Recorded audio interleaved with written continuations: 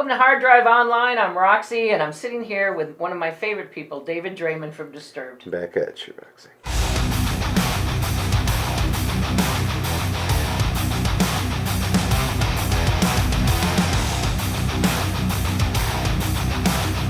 You're in town, you're doing the setup for the new album, which is coming out August 21st. We were saying before, must be like Christmas. You know, you're the kid that's waiting to open up the gifts that are wrapped under the tree. Yeah, seriously, and the gifts that I want to share with everybody. It's been a very, very long time coming, and we're very, very excited. And I have to say, listening to the album, it Disturbed has just gone outside of the envelope every which way you possibly can. What are some of your most favorite moments of making this record? The intensely collaborative nature of it, and having everybody just so open to everything made things both easier on certain levels and more complicated on certain levels. Because when you get 3, 4 very strong-willed, strong-minded, creative individuals in the same room together, it can make for an occasional bout of fireworks from time to time. But I'll tell you, my favorite part, I would have to say, of the whole process of making this record was us realizing, once again, that there is nothing that can compare to the chemistry that we have when we are writing face-to-face with each other in a room together. We had become so reliant on technology for so long because after the Believe record, we all were kind of positioned in different cities. I used to jump back and forth between Chicago and LA. I've lived in Austin, Texas for the past 6 years. Mikey has been in Waukesha, just outside of Milwaukee. Dan's the last guy that still lives in the south side of Chicago, and John's in Austin as well. So we became very reliant on sending music files back and forth and getting the songs to the point where they were as strong as we could get them in that way, and then finally getting together and recording them and playing them after the fact. As opposed to this time, because I was so unsure of my ideas, as I always am. I'm so horribly critical of my own work.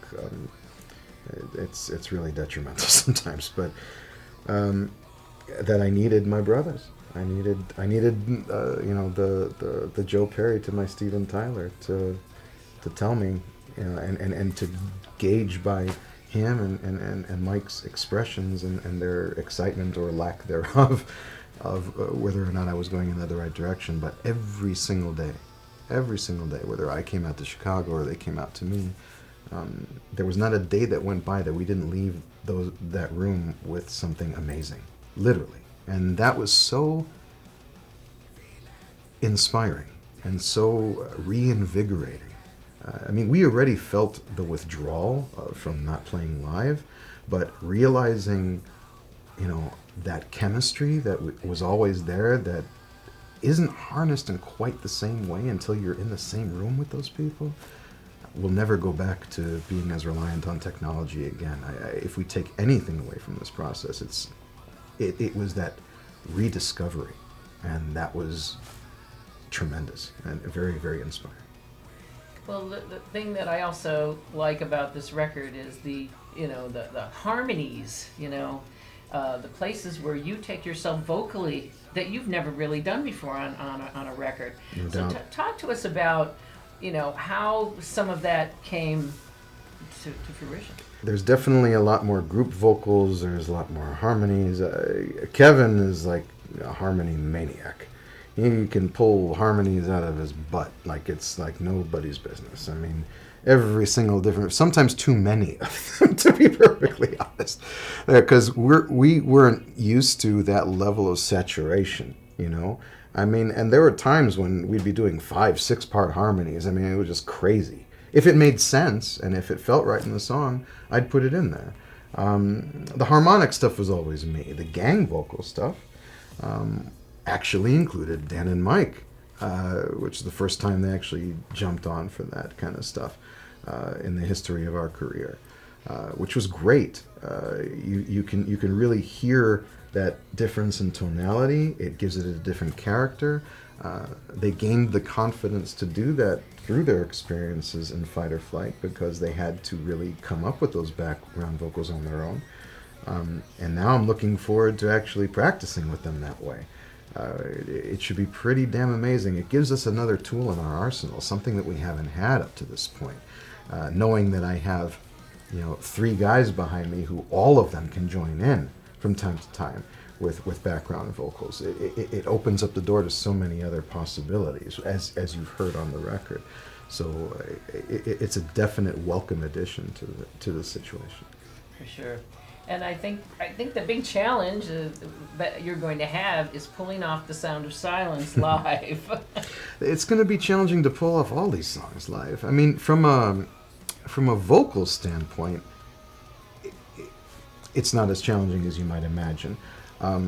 But from a production standpoint, that will be challenging. And I think that our desire is to have everyone, but yours truly, obviously, doing something that you've never seen them do before. Well, obviously, I'm singing in a manner that people haven't heard me sing before, so that's something that they're not used to. And maybe Dan will take over the piano responsibilities for that song, but do a Eddie Van Halen, and maybe John will jump on acoustic guitar. Maybe Mike will, grab a bass. I mean, I don't know yet, but we definitely intend to switch it up. We've talked about bringing out, either a string quartet or maybe trying to get local orchestras to maybe be a part of it, or whatever the case may be. We've talked all kinds of things, and it's a very significant production nightmare, but I think it's definitely one worth heading down the road for. And I look forward to the challenge of it. I look forward to the challenge of all these songs. I mean, getting them right is going to be challenging, any way you look at it. Now, let's talk about the tour. You were kind of saying earlier that with the fact that Mayhem is not going to happen, that it poses for not only Disturbed, but I would think other, headlining caliber bands. Like even Metallica is going to have a record out next year. How... You know what? That situation is simply a symptom of somebody having too big of a mouth. And that's, unfortunately, Mr. Kevin Lyman, who went ahead and said a whole bunch of things which were not completely grounded in reality. I don't buy any of it. It was the back and forth and the unnecessary banter between the headlining band this year and between him that created a mire of garbage so deep that it's like, how do you save yourself from that situation? So I think they did the right thing. It's not that the demand has gone anywhere, but you tarnish, people's impression of it. Well, the phoenix must rise from the ashes. And believe you me, we're going to be doing everything in our power to make sure that that does in fact happen. There's no doubt that hard rock and heavy metal is as vibrant as it's ever been. I could throw any number of indicators and statistics at you that you're probably already very well familiar with. So we don't need to prove it to anyone. But that I'm sure will end up resolving itself. I have every confidence. And we actually are looking forward to announcing our first string of dates that won't be a summer thing. The only show that we're playing this year will be the day of record release in Chicago. And this will further reinforce the notion that we're not doing this for any other reason than because we love to play. But when you hear our first string of dates announced, you'll understand why that is, because we're not going to be playing in an environment that you would expect us to be playing in. We're going to try and do something very special for the fans once again. I wanted to get back to Churko for a second. So, over the years, you guys have either worked with Johnny or produced yourselves. Mm-hmm. Why did you feel it was so important to use an outside producer and to pick Kevin? 2 aspects. One, we were ready to branch out, as we've discussed. there's only so much that you can do from within the existing configuration of things. We know what we're capable of as a group. We're able to do amazing work together on our own. What if we brought somebody else into the mix that truly had real, not just abilities as being a sonic abilities, but had very powerful songwriting abilities of their own, and could, really help us when we're backed up against the wall and we're stuck. You have that other voice that is looking at it from, who isn't as close to it, who's a little bit more objective, who can suggest things to you that are legitimate suggestions that make the song stronger, but that you wouldn't have thought of on your own, or that can push you into a specific direction. And so we were very open to finding, a producer like that. Johnny taught us so much, and he's such an amazing guy, and from him we had the knowledge to be able to do the 2 records on our own, and we love him, and we'll always love him. But I think it was just time for us to just try and seek uncharted territory a little bit. And it was quite a bit of rock and roll mythology and quite a nice little story leading up to our union with Kevin, because thankfully we're in a position where we've had a tremendous amount of success, and we were able to assemble a wish list of guys that we may potentially want to work with.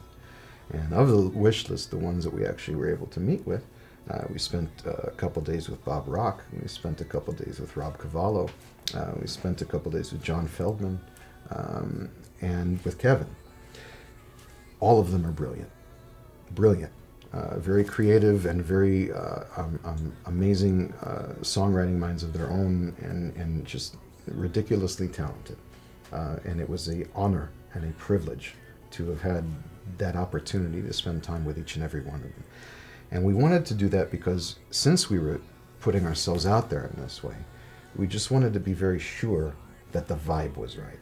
We didn't want to commit to a guy that just based on their pedigree and based on their background, and then be in a situation where it didn't feel right or the vibe was strange or whatever the case was. So we're like, if you could just give us a couple days of us just feeling one another out, that would be wonderful. And they were all willing, and I thank them from the bottom of my heart for that, because that's a huge, that's a leap of faith to a certain extent, and I'm very, very grateful that they were willing to do that. And again, honored beyond words that they were willing to give us that time. But yeah, it was an amazing experience just spending time with all those guys. And Kevin was the guy we felt most comfortable with. He's the guy that we vibed with the most fluidly, and so we just gravitated in that way. All right, so I want to get back to, I understand that you have a classical music training? Mm-hmm. Talk to us about that. Well, from my cantorial background, that's where the bass is from. And I hadn't tapped into it for a very, very long time. This record enabled me to go back to parts of my ability and knowledge that I had not touched probably in the history of my career. And it was unbelievable. It was so gratifying to know that I still could, and to hear it come out in the way that I remember hearing it. The complications that are involved with taking classical trained vocal approach and then adding the grit or the gravelly sort of vibe to the vocal, that's an art. That's something that classical training doesn't teach you. That's something that people like Melissa Cross teach you. It's an art. And so on top of my classical training, I have trained with I've been very fortunate to have been able to train with some of the best vocal coaches in the industry. I mean, Ron Anderson was one of them, and Melissa is the one whom I will never leave now. She's my teacher, and she's amazing, and she's been amazing for Corey Taylor and for Randy from Lamb of God. I mean, she's great at teaching you how to do that without hurting yourself, and that's key. So no matter how much classical training you have, executing that without the proper support can be quite dangerous. So while it enabled me to have a bass, I still needed to learn how to do hard rock and heavy metal properly. You know, I remember it was several years ago when you were having those vocal issues, and it was scary. It's still scary because the catalyst to them is not gone. I still suffer from acid reflux disease. That's still my Achilles heel. The procedure I had done, which is called an endoscopic cinch, which repaired a herniated stomach valve that I had from existing tissue. They rebuilt the valve, ruptured during our tour with Korn during the Asylum cycle. So I'm back to square one. So I control it right now with just diet and medication regimen and making sure I don't eat 4 hours prior to going to bed and keeping my back elevated in the bunk when I'm on the bus and so on and so forth. It's complicated, avoiding spicy foods, avoiding caffeine. I mean, I have to be pretty straight-edged when I'm on the road in order to sustain myself.